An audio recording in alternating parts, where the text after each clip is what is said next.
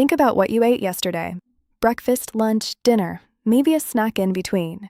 Now here's something that might surprise you. According to the FDA, over 70% of the sodium you took in didn't come from your salt shaker. It came from the food itself, before you even sat down at the table. And sodium? It's the single biggest dietary driver of high blood pressure in America. So today, I'm ranking 12 common foods most of us eat every single week, from bad to worst when it comes to your blood pressure. And I'm going to tell you exactly what to swap in for each one. I'm Dr. Blackwell, by the way, and I made this list because I got tired of giving my patients vague advice like, eat less salt. That's not helpful. You need specifics. Let's start at the bottom and work our way up to number 1. Number 12, condiments. Ketchup, soy sauce, salad dressing. They seem harmless because you're only using a little bit, right? But a single tablespoon of soy sauce can pack over 900 milligrams of sodium. That's almost half your daily limit in one splash. I had a patient, I'll call her Margaret, 66 years old, eating what she thought was a healthy diet. Grilled fish, steamed vegetables, rice. But she was drowning everything in soy sauce and teriyaki. When we added it up, her condiments alone were contributing over 1,000 milligrams of sodium a day. She had no idea. Here's the fix. Use lemon juice or vinegar instead. A squeeze of lime on a salad or some balsamic on your veggies gives you that tangy kick without the sodium bomb. And if you really love your soy sauce, grab the low-sodium version. It cuts the salt by about 40%. Number 11, cheese. Now, not all cheese is created equal. Swiss cheese? About 75 milligrams of sodium per ounce. That's pretty reasonable. But half a cup of cottage cheese? 455 milligrams. American cheese, processed cheese, anything that comes individually wrapped, those are the ones driving your numbers up. The swap is easy. Stick to fresh mozzarella, goat cheese, ricotta, or Swiss. You still get the flavor. You just lose the sodium. Number 10, alcohol.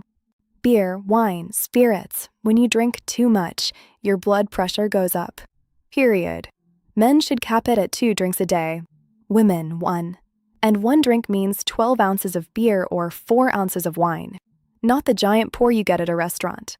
Now, you've probably heard that red wine is good for your heart. And there's some truth to that. The antioxidants in red wine may offer mild benefits. But the key word is moderation.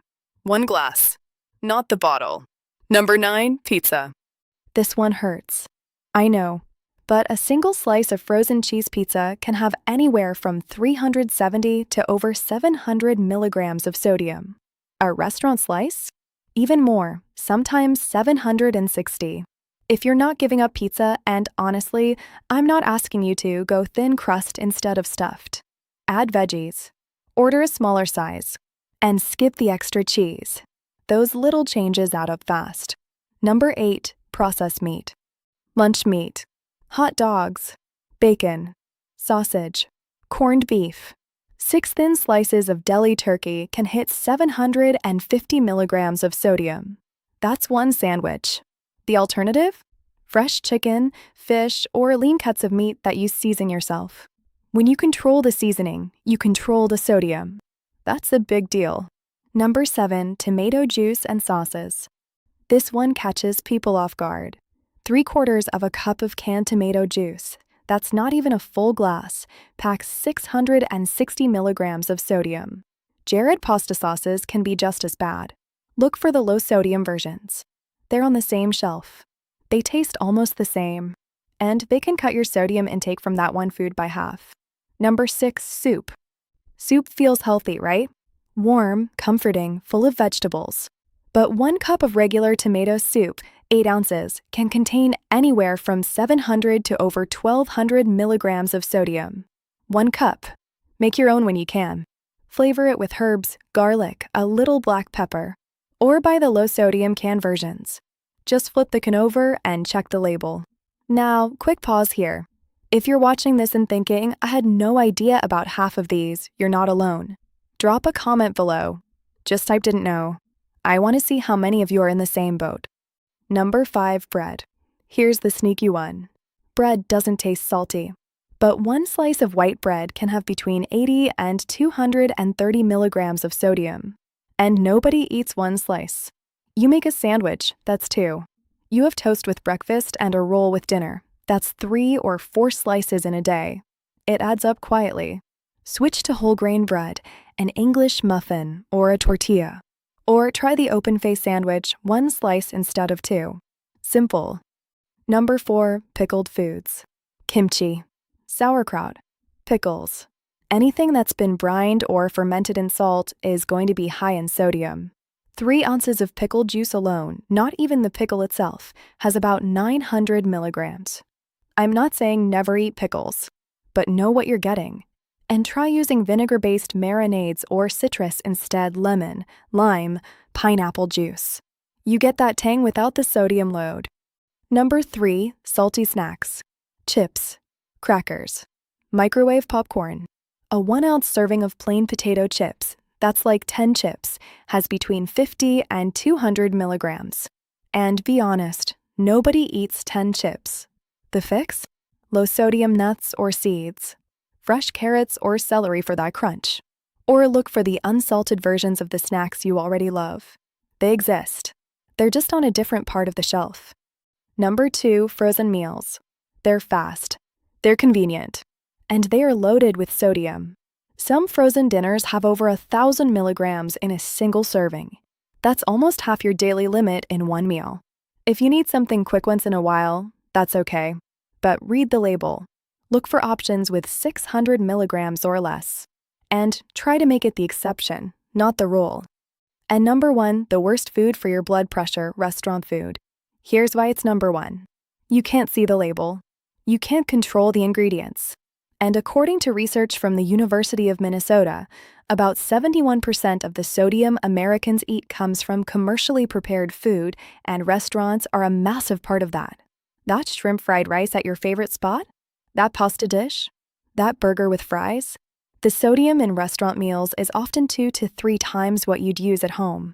Not because chefs are careless, because salt makes food taste better, and restaurants want you coming back. And it's not just the obviously salty stuff. A bowl of soup at a restaurant can have over 2,000 milligrams. A chicken sandwich with a side of coleslaw can be just as bad. Even salads, once you add the dressing, the croutons, the cheese, can hit 1,000 milligrams without trying.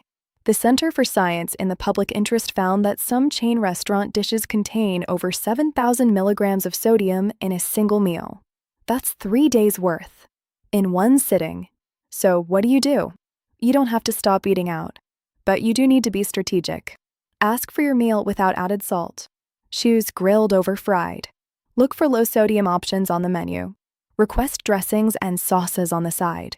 And when you cook at home, use herbs, spices, lemon, garlic. You'd be surprised how flavorful food can be without all that salt.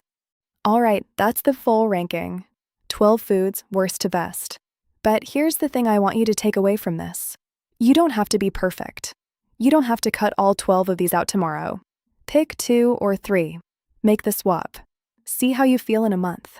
Now look, that's the general guide. But your body isn't general.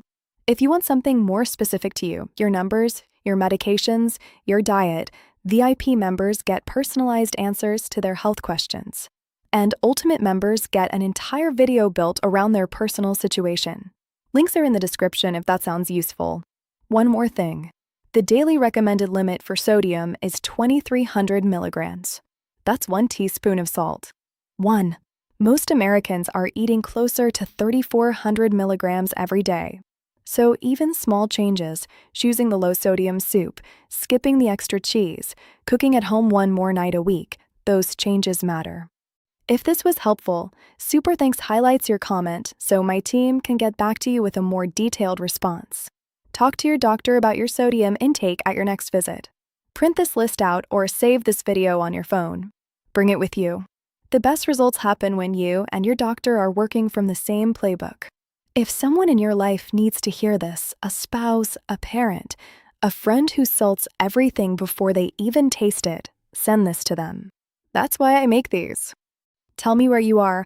Comment "just learned this" if any of these surprised you, already knew if you were ahead of the game, or making changes if you're starting today.